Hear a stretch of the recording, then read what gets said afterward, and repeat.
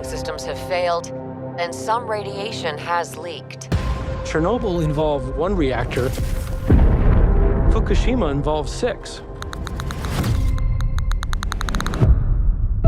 28 April 2026 পাবনার ঈশ্বরদীতে এক ইতিহাস লেখা হলো।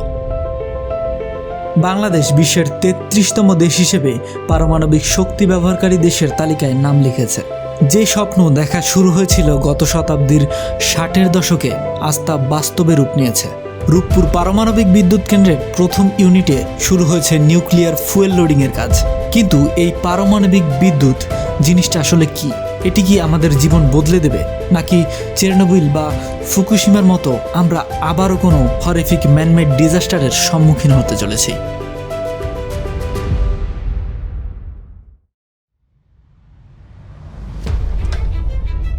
একটি নিউক্লিয়ার পাওয়ার প্ল্যান্ট কিভাবে কাজ করে? সবকিছুর শুরু ছোট্ট একটা কণা দিয়ে, অ্যাটম। পদার্থবিজ্ঞানের ভাষায় প্রতিটি পরমাণুর কেন্দ্রে থাকে একটি নিউক্লিয়াস। এই নিউক্লিয়াসে থাকে প্রোটন এবং নিউট্রন। বিশেষ কিছু ভারী মৌল যেমন ইউরেনিয়াম U-235 এর নিউক্লিয়াসকে যদি একটি নিউট্রন দিয়ে আঘাত করা হয় তাহলে এটি ভেঙে 2টি ছোট ছোট কণায় পরিণত হয়। এই ভাঙার যে প্রক্রিয়া একে বলে নিউক্লিয়ার ফিউশন। এই নিউক্লিয়ার ফিউশনে 3টি জিনিস ঘটে একসাথে। প্রথমত, নিউক্লিয়াস ভাঙে, যার ফলে প্রচণ্ড তাপশক্তি বের হয়।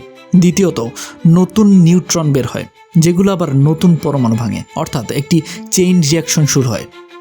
তৃতীয়ত, সেই তাপে পানি গরম হয়ে স্টিম বা বাষ্প তৈরি হয়, যার কারণে টারবাইন ঘোরে এবং জেনারেটরে বিদ্যুৎ উৎপন্ন হয়। আধুনিক রিঅ্যাক্টরে থাকে প্যাসিভ সেফটি সিস্টেম, যা বিদ্যুৎ বা পাম্প ছাড়াই রিঅ্যাক্টরকে ঠান্ডা রাখতে পারে। সেফটি সিস্টেম নিয়ে একটু পরে আলোচনা করছি, তার আগে একটু ইতিহাস ঘেঁটে আসি।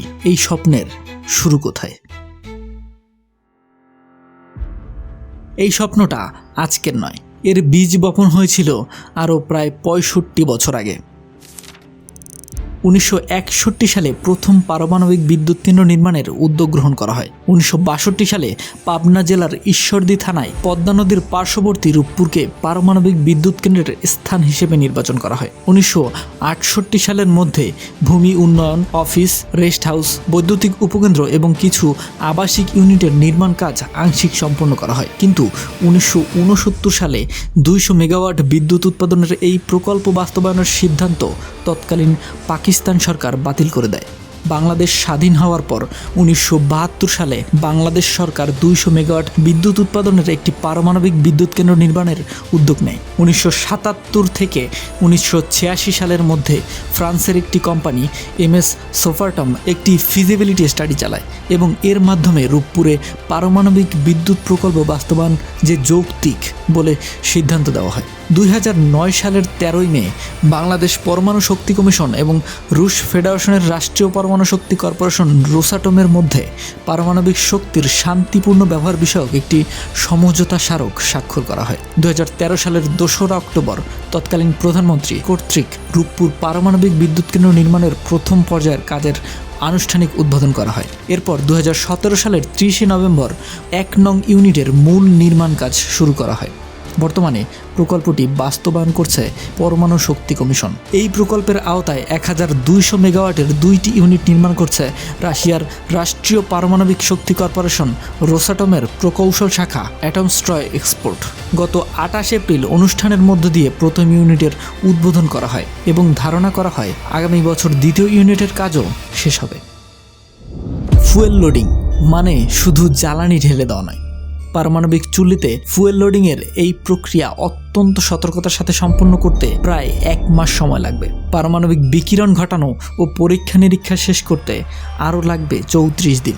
অর্থাৎ আগামী আগস্টের মাঝামাঝি সময় পরীক্ষামূলকভাবে 300 মেগাওয়াটের মতো বিদ্যুৎ জাতীয় গ্রিডে যুক্ত হবে।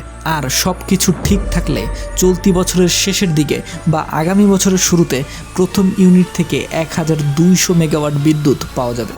কিন্তু বাংলাদেশ এতে ঠিক কতটা উপকৃত হবে? এই প্রকল্পে ব্যয় হয়েছে প্রায় 12.65 বিলিয়ন মার্কিন ডলার। এই বিশাল বিনিয়োগ কি আসলেই সাশ্রয়ী? উত্তর হচ্ছে হ্যাঁ, দীর্ঘমেয়াদে অবশ্যই। চুক্তি অনুসারে প্রথম 3 বছরে পারমাণবিক জ্বালানির দাম প্রায় 3000 কোটি টাকা। এই হিসাব অনুযায়ী বছরে জ্বালানি খরচ হবে 1000 কোটি টাকা। একই পরিমাণ বিদ্যুৎ উৎপাদন করতে বছরে কয়লা লাগে প্রায় 1 কোটি টন, আর জ্বালানি তেল লাগে 19 কোটি গ্যালন। কয়লা বা জ্বালানি তেল চালিত বিদ্যুৎ কেন্দ্রের সক্ষমতা যেখানে 25 থেকে 30 বছর, পারমাণবিক বিদ্যুৎ কেন্দ্র চলবে 60 বছর পর্যন্ত। বিজ্ঞান ও প্রযুক্তি মন্ত্রণালয়ের সচিব আনোয়ার হোসেন বলেছেন, জীবাশ্ম জ্বালানির চেয়ে কম খরচে দীর্ঘমেয়াদে বিদ্যুৎ পাওয়া যাবে রূপপুর থেকে, যা দেশের বিদ্যুৎ চাহিদার 10 থেকে 12% পূরণ করবে। পারমাণবিক বিদ্যুৎ পরিবেশ বান্ধব হওয়ায় কয়লা বা তেল ভিত্তিক কেন্দ্রের তুলনায় কার্বন নিঃসরণও কমবে কয়েক গুণ। বছরে প্রায় 2 কোটি টন কার্বন ডাইঅক্সাইড নিঃসরণ থেকে পরিবেশকে রক্ষা করবে এই পারমাণবিক বিদ্যুৎ কেন্দ্র।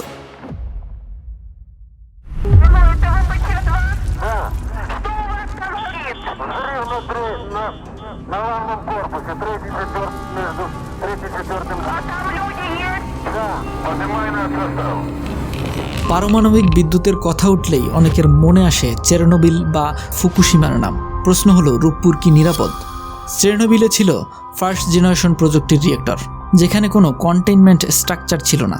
ফুকুশিমা ছিল সেকেন্ড জেনারেশনের, যেখানে প্যাসিভ কুলিং ছিল না, তাই সুনামির পরে ব্যাকআপ পাওয়ার হারিয়ে দুর্ঘটনা ঘটে। কিন্তু রূপপুরের ভিভার 1200 হলো থার্ড জেনারেশনের, প্লাস এতে আছে 72 ঘন্টার প্যাসিভ এনার্জি কুলিং, 2 স্তরের কন্টেইনমেন্ট, যার বাইরে আছে 1.5 মিটার পুরু প্রি স্ট্রেস কংক্রিট, আছে কোরিয়াম ট্র্যাপ যা রিয়েক্টর গলে গেলেও আটকে রাখে, আছে আধুনিক সেজমিক প্রোটেকশন। IAEA সেফটি স্ট্যান্ডার্ড ও কারিগরি শর্ত পূরণে বিলম্বের কারণে এর আগেও কয়েকবার সময় নির্ধারণ করেও ফুয়েল লোডিং শুরু করা যায়নি। তবে এই সব বাধা কাটিয়ে এখন সম্পূর্ণ প্রস্তুত রূপপুরের প্রথম ইউনিট। বাংলাদেশ আজ একা নয়, পৃথিবীর 32টি দেশ আগে থেকেই এই একই পথে হেঁটেছে। আজ পৃথিবীতে 400-এরও বেশি নিউক্লিয়ার রিয়েক্টর চালু আছে, যা বিশ্বের মোট বিদ্যুতের প্রায় 10% সরবরাহ করে। রূপপুর প্রকল্পের সবচেয়ে বড় লং টার্ম সুবিধা হলো হিউম্যান ক্যাপিটাল ডেভেলপমেন্ট। রাশিয়ায় প্রশিক্ষিত শত শত বাংলাদেশি নিউক্লিয়ার ইঞ্জিনিয়ার, ফিজিসিস্ট এবং টেকনিশিয়ান এখন দেশে ফিরে কাজ করছেন। এই নলেজ ট্রান্সফার ভবিষ্যতের বাংলাদেশকে আরও নিউক্লিয়ার প্ল্যান্ট পরিচালনায় সক্ষম করে তুলবে। এই কার্যক্রমে অংশ নিতে ইতোমধ্যে 59 জন বাংলাদেশি বিশেষজ্ঞ অপারেটিং লাইসেন্সও পেয়েছেন। 1961 সালে যে স্বপ্ন দেখা হয়েছিল 65 বছর পর আজ তা বাস্তব। বিজ্ঞান ও প্রযুক্তি মন্ত্রী ফকির মাহবুব আনামের ভাষায় এই দিনটি বাংলাদেশের দীর্ঘযাত্রার এক গৌরবোজ্জ্বল অধ্যায়। রূপপুর প্রকল্প শুধু একটি বিদ্যুৎ কেন্দ্র নয়, এটি আমাদের প্রযুক্তিগত সক্ষমতা এবং জাতীয় আত্মবিশ্বাসের প্রতীক।